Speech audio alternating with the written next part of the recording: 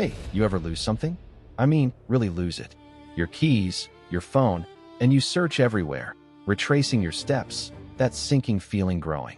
Now imagine losing an entire colony of people. Over 100 men, women, and children.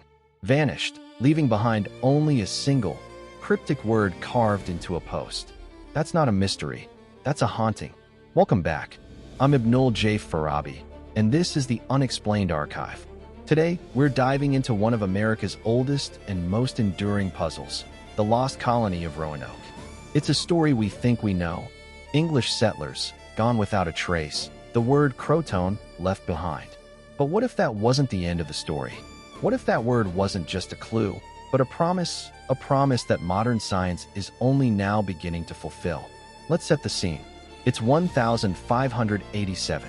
A group of about 115 English settlers, led by John White, land on Roanoke Island, off the coast of what is now North Carolina. They were meant to establish a foothold in the New World. Soon after they arrived, John White's daughter gave birth. Her name was Virginia Dare, the first English child born in the Americas. But supplies were short, tensions with some local tribes were high, and the colony was struggling. So Governor White sailed back to England for reinforcements. A simple resupply run. But then, war. The Anglo-Spanish War broke out. Every English ship was commandeered to fight the Spanish Armada, and White couldn't get a passage back for 3 long years. When he finally returned in 1590, the settlement was deserted. No bodies, no signs of a struggle. The houses had been carefully dismantled, suggesting a planned departure. And then he found it. The single clue. On a fort post, the word CRO was carved. And on a tree, the full word, Croatoan. This was prearranged. White had told them, if you leave, carve a Maltese cross to signal danger. There was no cross, just that word. Croatoan was the name of a nearby island, home to a Native American tribe who had been friendly to the English. It seemed like a message.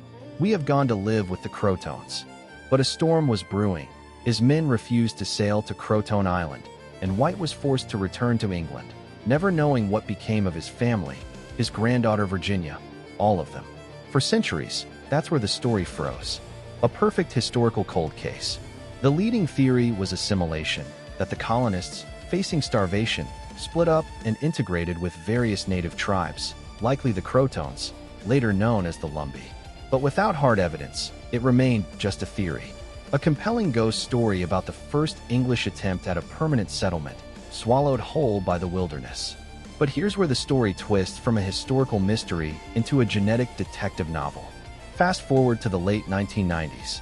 A team of researchers, led by anthropologist Dr. Lee Miller, began investigating oral histories from the Lumbee people of Robeson County, North Carolina. The Lumbee have long held an oral tradition that some of their ancestors were the lost colonists. They also have, for centuries, carried last names that match those Roanoke colonists. Names like Dial, Hyatt, and Locklear. And then, a geographical clue, a place called Beachland, a remote area in eastern North Carolina, where locals for generations spoke of being descendants of white Indians and where 16th century English artifacts were found. The genetic piece of the puzzle began to fall into place with the advent of DNA ancestry testing. A project called the Lost Colony Center for Science and Research started collecting DNA samples from individuals with long-standing family histories in the region and surnames linked to the colony. They weren't looking for pure English DNA. That would have faded over 400 years and countless generations. They were looking for specific, rare genetic markers, like the Y chromosome haplogroup G2A, which is uncommon in Britain but present in southeastern England, where many colonists originated. And guess what? They found it. They found this rare British marker in individuals from eastern North Carolina who also carried those surnames and oral histories. But the most poignant evidence might be maternal. Mitochondrial DNA passed directly from mother to child. Researchers identified a rare mitochondrial DNA lineage, haplogroup H, in a population within the Lumbee. This particular variant is found almost exclusively in the British Isles. The genetic trail, like breadcrumbs, doesn't lead to a mass grave. It leads to living people. It suggests that some of the colonists, perhaps the women and children, were adopted into the Croatoan tribe, married, had families, and their lineage continued. woven into the fabric of Native American communities. This hits me on a personal level. As an immigrant, as someone who built a new home far from where I was born, in my case, from Bangladesh to New York, I think about integration, about what it takes to survive in a new world. The Roanoke colonists weren't just lost. They were faced with an impossible choice: perish clinging to the old world, or adapt and become part of the new. The word Croatoan wasn't a distress signal. It was a declaration of intent. It was them saying, "We chose to survive. We are going to live with our neighbors." Their legacy wasn't an abandoned fort. It was a blended family tree. So, were they truly lost? Or were they simply found by a different community? The cryptic clue left behind wasn't a mystery for them. It was a message for John White, a signpost. We are here. He just never made it to the destination. For us, centuries later, science is finally allowing us to follow that signpost. To read the word Croatoan not as a riddle, but as an address. The story of Roanoke changes when you look at it through this lens. It's no longer a tale of a failure that vanished. It's a story of profound adaptation. The first English child born here, Virginia Dare, didn't disappear from history. Her genetic story, and the stories of all those settlers, likely merged with the enduring story of this land. They became part of America long before America was even an idea. Their colony didn't die out. It transformed.